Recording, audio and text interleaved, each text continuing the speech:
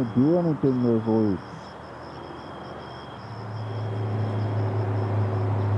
Don't wanna.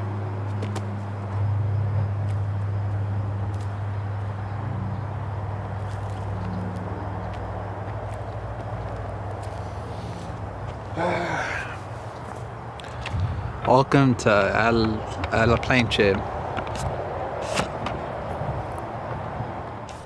This is the story of someone who likes trying way too many different things, but it's also the story of him trying to get kind of okay at them.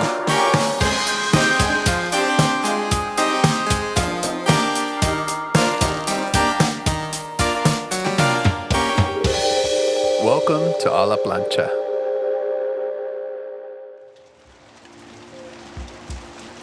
Oh, what to do on a rainy day such as this. Do we sit down and write some chill beats with lo-fi chords? Or do we make zen ambient music to soothe the soul? How about neither of those? Let's make some rock and roll! Hello, Wet Rat here. Featuring hair that's been just recently drenched. Anyways, welcome to another episode of A La Plancha, A La Plancha. This week I wanted to talk about finding the motivation to work on something even when you yourself don't have the drive to do it.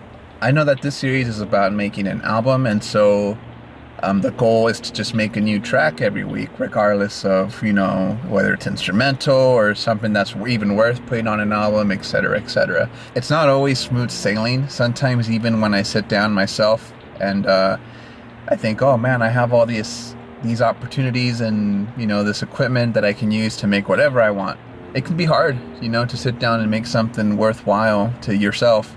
And I wanted to talk about one of the methods that I like to use where I'm really not feeling it. Maybe it could be just a day, it could be a whole week. It's kind of like this rainy weather, where it's all kind of gloomy outside. You're sort of stuck in place where you're at, unless you want to go out and splish splash out in the water. But when it's raining outside, there's not really much you can do to change that, right? You can't control the weather. And similarly, you can't always control how you're feeling. When you're working on art, you're working on this medium that depends on you're literally just your brain, more or less. Your brain, and well, there's outside factors also, but let's just simplify it and say it's all your noggin, coming up with stuff. For me, it took a long time to really learn how to absorb things throughout the week and see where I can find inspiration from that. And it does take a lot of courage to sit down and tell yourself, okay, well, it's raining outside right now, but that's not going to last forever. Eventually the rain will end. Kind of like this rain that I have in this video right now. It's actually quite hot here. In fact, I'm filming this in my car and I can't really have the AC on when I record, so I'm here with my stupid long hair drooping down and no AC, so it doesn't affect the camera microphone. Even when you're feeling happy, you can still make things that sound sad. And when you're feeling sad, you can make things that sound happy. Even though you have these moments when you're making your art and it can definitely negatively affect you, you're sitting down and you're just not feeling satisfied, it's not coming out how you want. Or in some cases, this happens to me a lot, you can't even get the dang thing started. But conversely, in the same way, you kind of also have to remember, and I always have to do this, that your art can also go in the opposite direction. Use your art in a way that sort of uplifts you, makes you feel a little bit better. What you do that brings you happiness, whether it's music or art or making videos on YouTube that no one watches.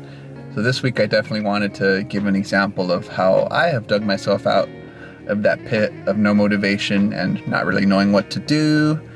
And remembering that how simple that this creation stuff can be. Just sitting down and making your little gingerbread and Lincoln log cabin project and not giving a darn dang about what anyone thinks.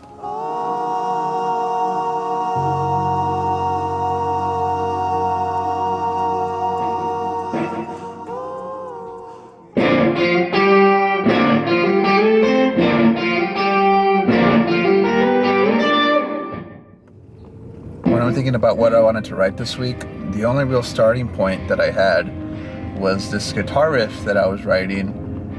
and digging through the garage was a little bit of an emotional journey because there's just a lot of memories, old tapes, and so I wanted to put those emotions and use that as like kind of a fuel. Even though I was feeling unmotivated, I was able to think back on, you know, when we were cleaning out the garage and just finding all of these old trinkets, and use that as a kind of launching point to get things figured out. And so thinking back on my week, you know, the rawness of like cleaning out the garage and just seeing all these old memories, along with, you know, I guess like the rawness of just sitting down at the guitar and trying to have fun and write something that's less, I've always kind of struggled with trying to make things sound good. I think the recording arts is definitely one of my weaker areas. And I decided, well, let's just do something like that, you know, something kind of like old times where I literally just sit down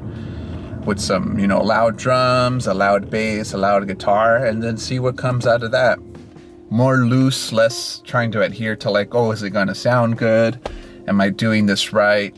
I decided instead to go with a more just like, oh, let's just do whatever and try to have fun this week type of track. Yeah, so far it's been a lot of fun because it's like I'm making music like how I used to years ago when I was in bands. But anyways, let's get on to the music.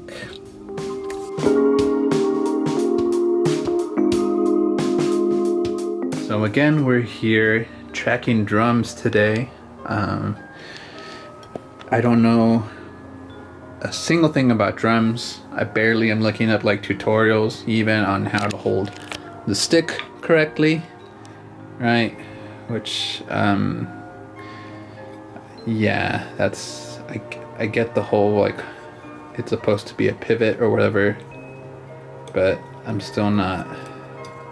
Anyways, and then I went ahead and greased up the kick with some WD-40, whatever we can do to kind of get the kick drum to sound better. I also, for this video, ended up recording the snare drum in my room as well. I try to tune both the snare and the kick to sound at least pretty cool to my ears, but especially on the snare, I could not figure it out. So I went ahead and did like the nasty fix of just tossing a piece of fabric over the snare drum. But I also went ahead and recorded some bass. I figured as long as everything was kind of captured organically, I didn't want any synthesizers or anything like that. But I did end up using a drum plugin for the hi-hats and the tom drums because I could not get those to sound good. So there are some MIDI notes that are just hi-hats being played through Ableton, but the kick and the snare themselves and the bass and the guitar, that's all just tracked by me. Just wanted to do one last garage tour to show you what the song is really about. See, my dad wanted to start this party rental business, so we have a bunch of chairs off in the corner as well. We actually have a jumper. See, he wanted the whole shebang to rent out to people. So here, as you can see, it's all piled up in the corner. At the very top is the air pump, and we used to hate setting this up because the teenagers would do all the work and the kids were the ones that got to use the jumper. And so I thought of naming the song Hawaiian Punch because it reminds me of my dad and just like the kids' parties that we would set up for ourselves, because you know, kids just gotta have fun. Off in the corner over here is a table as well. Tas. So we basically used everything for just ourselves, but just the idea of like a kid's party, I thought it fit the song really well and made it really fun, and just reminds me of old times with my dad and his freaking hoarding habits. But anyways, hope you enjoy the song.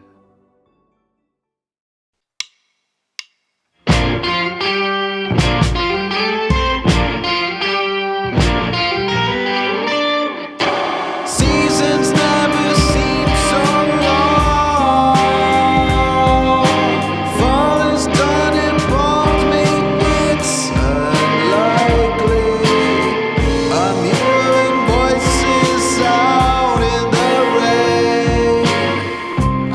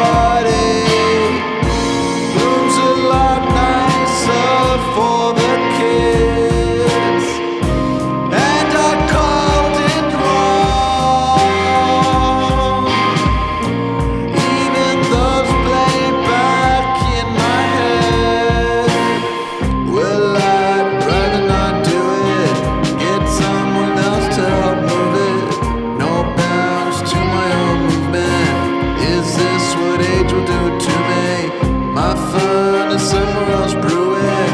I'm not responsible.